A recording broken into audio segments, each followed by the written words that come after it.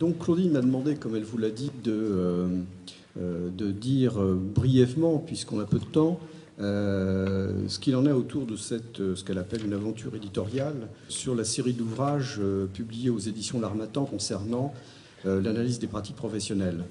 Je vous propose donc de procéder en 3 temps. Premièrement, rappeler l'origine de ce qui est devenu d'ailleurs une série. On n'avait pas du tout la perspective au départ. Deuxième temps, vous dire à peu près où on en est. Et troisième temps, quelles sont les perspectives, parce qu'elles sont plurielles. Alors, en ce qui concerne cette série d'ouvrages, en fait, tout est indiqué dans une interview que nous avions réalisée pour la revue Recherche et Formation avec Jackie Bayrou en 2001,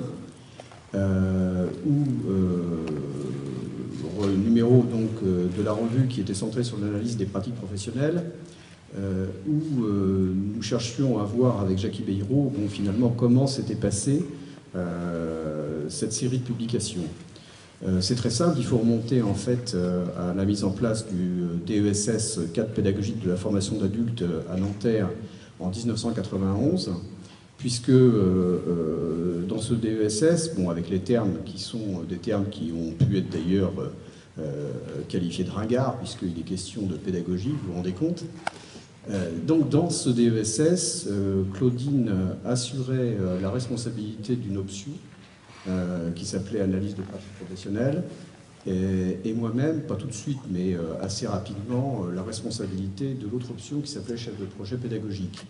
Dans ces deux options, donc, il y avait un séminaire, un groupe d'analyse de pratiques qui était évidemment spécifique compte tenu de la différence entre les deux options.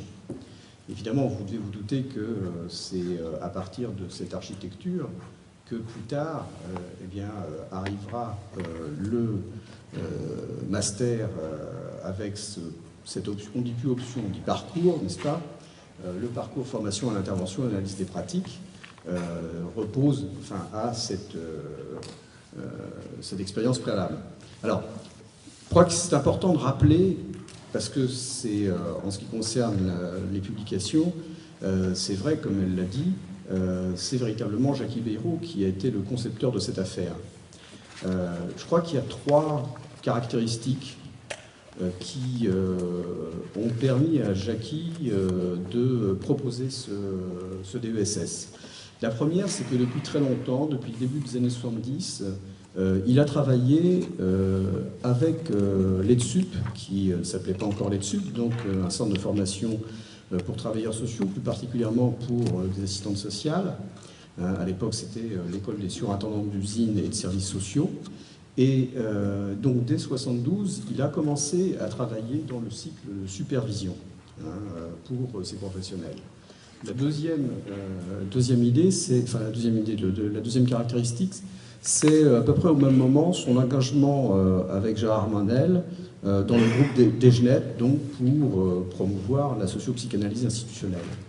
Et puis la troisième caractéristique, qui est importante en tous les cas pour nous à Nanterre, c'est que en 75-76, Jean Dubost a mis en place le DESS Conseil et formation psychosociologique, et Jackie Bayrou a été chargé avec Pierre Lucas d'animer les 2 groupes, alors qu'on appelait précisément des groupes Balint, dans le cadre de ce DESS. Alors je crois que c'est vraiment les 3 entrées, en tous les cas, pour Jackie Bayrou, lorsque on a eu la possibilité de mettre en place donc, ce DESS, cadre pédagogique de la formation d'adultes.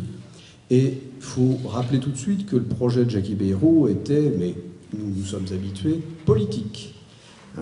C'est-à-dire que l'intention de Jackie Bayrou était de mettre en place un dispositif de formation très explicitement centré sur la formation à l'analyse des pratiques et en visant un public particulier, celui des enseignants. En effet, il estimait que dans les secteurs de la formation d'adultes, dans le secteur ou les secteurs du travail social ou de l'intervention sociale, les pratiques d'analyse des pratiques, on ne disait pas encore, on n'utilisait pas vraiment à cette époque fondamentalement ces termes, était relativement bien diffusée et pas du tout dans les milieux de l'enseignement. Alors ça n'étonne personne, puisqu'il y a beaucoup ici de collègues qui ont travaillé dans le secteur de l'enseignement et ont vu quelle réticence pouvait soulever, quelles qu'en soient d'ailleurs les formes ou les modalités, l'analyse des pratiques professionnelles. Donc, je crois que c'est animé cette attention qu'il a monté ce DESS. Et comme l'aventure a démarré en 91, très rapidement, il nous a fait part avec Claudine de la préoccupation suivante. Bon, c'est très bien de monter un DESS centré sur l'analyse des pratiques professionnelles, mais quels sont les textes qui peuvent être mis à disposition des étudiants?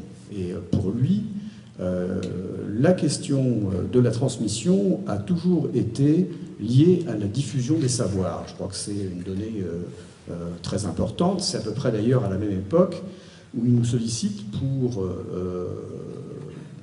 diffuser, pour faire un ouvrage sur l'analyse des pratiques professionnelles, qu'il va lancer la série également des biennales, de l'éducation et de la formation.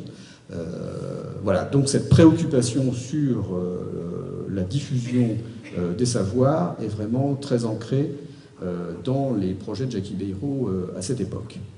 Alors, peut-être un mot quand même sur l'expression analyse des pratiques professionnelles, parce que, en définitive, lorsque, en 91, ce DESS a été lancé, ça n'était pas véritablement l'expression qu'on utilisait. En fait, il a utilisé, je pense, pour deux raisons. La première, c'est que c'est une raison institutionnelle, mais là-dessus, Jackie Bayrou savait bien comment gérer ce genre d'affaires. Il était ennuyé de l'appellation de Balint pour deux raisons. La première est institutionnelle, c'est le fait que, comme nous sommes dans un UFR des sciences psychologiques et des sciences de l'éducation, que signifiait d'avoir cette appellation de groupe Balint par rapport à un DESS qui se situe effectivement dans la discipline sciences de l'éducation. C'était une première raison, sans doute pas la plus importante. À mes yeux, et en lisant un peu le parcours, c'est davantage le fait qu'il ait travaillé dans le DESS de Jean Dubost, Conseil et formation psychosociologique, en particulier avec Pierre Lucas,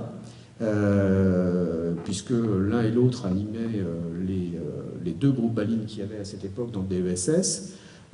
Pierre Lucas a écrit un article que l'on va rééditer d'ailleurs très prochainement, qui s'intitule « Il ne suffit pas d'appeler un groupe Balint », dans lequel il estimait que l'appellation de Balint était relativement impropre par rapport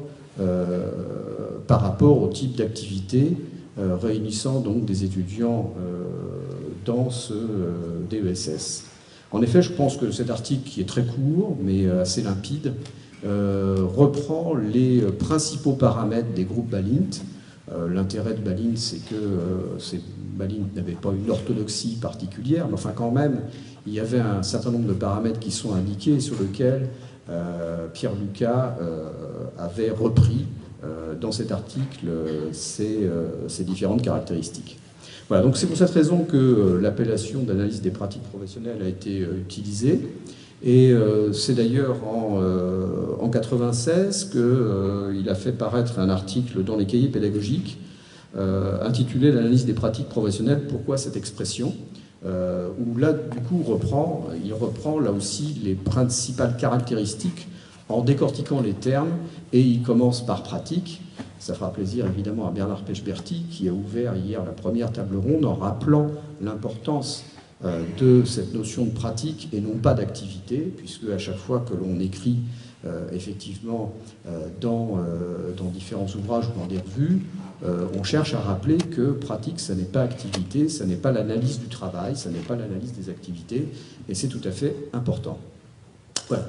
Donc, en 1993, Jackie Bayrou nous demande, Claudine et moi, d'arriver à réaliser un ouvrage collectif, où d'emblée, cet ouvrage collectif, même s'il est marqué par l'orientation Balint, que ce soit dès le départ très ouvert. C'est-à-dire que, et c'est pour ça qu'avec Claudine, on a donné une définition de l'analyse des pratiques professionnelles suffisamment large pour ne pas rester enfermé dans, justement, je crois, les paramètres d'ailleurs du groupe Baline. C'est-à-dire qu'on est plus large, et c'est pour ça que cette expression se justifie tout à fait.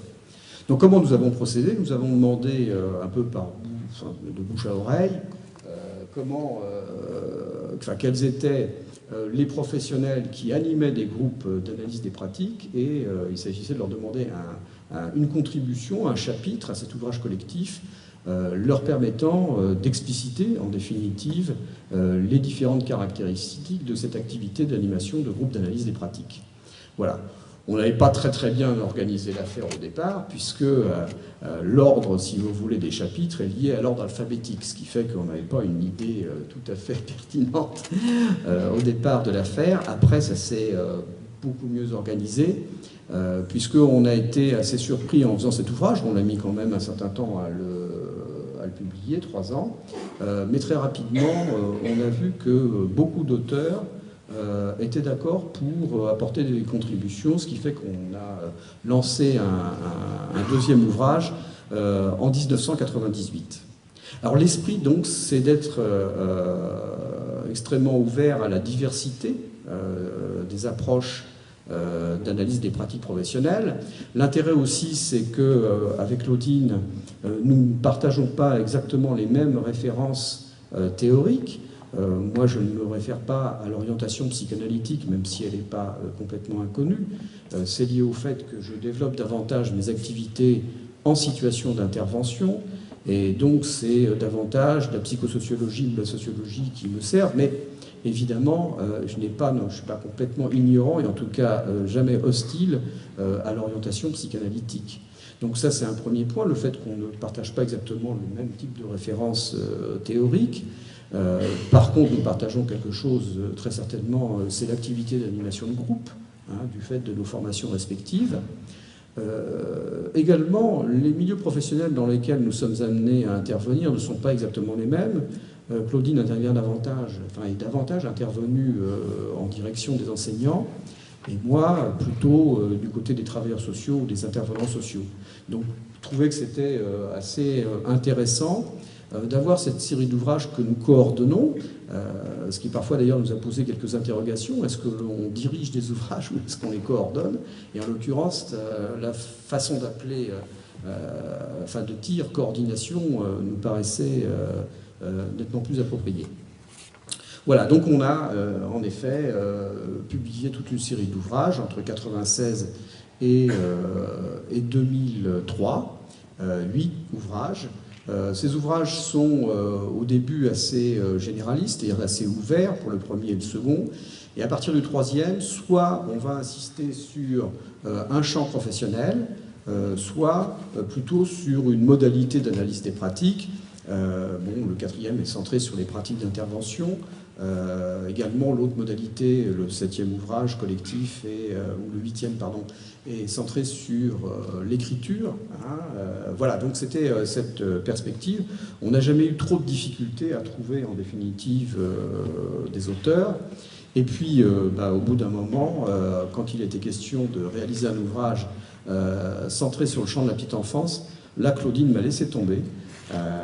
Voilà, elle a dit non, là je me sens pas vraiment de pouvoir coordonner un ouvrage sur ce milieu professionnel que je connais moins, ce qui fait que les deux autres ouvrages, le premier sur la petite enfance et l'autre sur le champ de l'intervention sociale, c'est moi qui ai assuré cette coordination.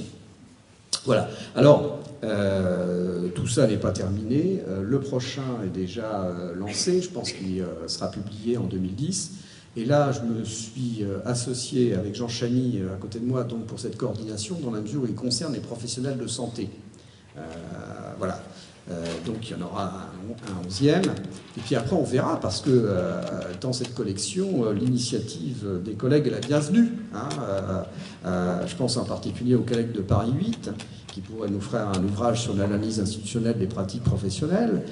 Ils ont déjà contribué dans un ouvrage collectif sur cette question, mais c'est tout à fait possible, parce que, en définitive, sur la diffusion des savoirs, c'est vrai qu'après que Jackie nous ait quittés en 2004, moi j'ai été appelé par Michel Gault, donc, qui coordonnait avec lui les deux collections avec Jackie aux éditions L'Harmattan, Savoir et formation et Histoire et mémoire de la formation. Et vraiment, ces collections sont faites exactement dans l'esprit qui était celui de Jackie Bayrou, c'est-à-dire de pouvoir diffuser des savoirs qui soient produits en particulier par des enseignants-chercheurs et sans aucune exclusive, plus particulièrement de sciences de l'éducation. Ce qui fait qu'à l'heure actuelle, en ce qui concerne la collection Savoir et Formation, on l'a réorganisée depuis 2005 de la façon suivante. On ouvre ce que l'on appelle des séries. La première série qui a été ouverte, c'est Psychanalyse et éducation, que dirige Claudine. Genre et éducation, dirigée par Nicole Mosconi. Moi-même, j'assure la troisième, éducation familiale. La quatrième doit s'intituler Protection de l'enfance, c'est Paul Durning. La cinquième, j'ai repris l'affaire pour handicap et éducation. Et la sixième, qui est en train de s'ouvrir, c'est enseignement supérieur avec une direction de Marie-Françoise Favonnet. Voilà, donc l'idée, c'est d'arriver à avoir ces collections, à toujours produire. Ce qui nous paraît très important, en particulier, c'est de permettre à de jeunes docteurs qui viennent de publier une thèse, d'extraire de leur thèse un ouvrage qui soit destiné, en fait, là aussi, aux différents étudiants et professionnels. Voilà, donc c'est, à mon avis, un aspect tout à fait important en ce qui concerne la diffusion des savoirs. L'autre collection Histoire et mémoire de la formation, j'ai demandé à Françoise Lahotte, qui a repris la présidence qu'avait Jackie Bayrou du groupe d'études sur l'histoire de la formation des adultes, de nous aider à coordonner cette collection. Et c'est dans cette collection que sont parus soit des recueils d'articles, essentiellement de Jean Maisonneuve, de Jean Dubost, mais également on a eu l'intérêt de pouvoir publier, là, parce que ce sont des inédits de Guy Palmade. Et là, le dernier vient de paraître sur les groupes d'évolution. C'est une partie de sa thèse d'État qu'il avait soutenue en 1975 à Nanterre. Voilà, donc cette question de la diffusion des savoirs, de la transmission, paraît très importante. Il y a un outil qui s'appelle l'Harmattan. C'est vraiment un outil parce qu'on peut vous assurer, ça ne nous rapporte absolument rien, hein, si ce n'est le fait d'avoir une paire royale pour, en définitive, publier des ouvrages. Je pense que ce que nous faisons est tout à fait normal. Si vous, d'aventure, vous lisez Le Monde diplomatique, vous pouvez voir qu'il y a un certain nombre d'articles régulièrement qui paraissent, qui montrent que finalement, ce type d'initiative d'universitaire est très largement répandu dans différents pays. Donc, en effet, avoir de la diffusion du savoir à partir de travaux de professionnels, mais également d'universitaires, nous paraît extrêmement important.